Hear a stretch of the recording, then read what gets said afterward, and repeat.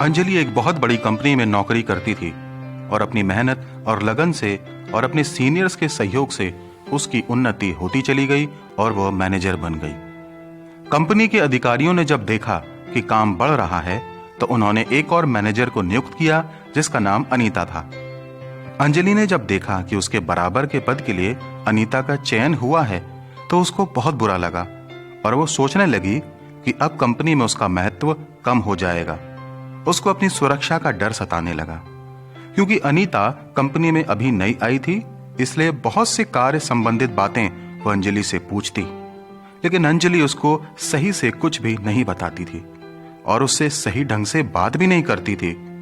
Sunday को जब Anjali church में थी तो उस दिन का प्रवचन रोमियो के 15 अध्याय के 2 पद से था, जहां इस प्रकार लिखा है, हम में से हर एक अपने पड़ोसी को उसकी भलाई के लिए प्रसन्न करे कि उसकी उन्नति हो। पादरी साहब ने उस दिन सबसे यही प्रश्न पूछा, आप क्या दूसरे के लिए उन्नति का कारण हैं?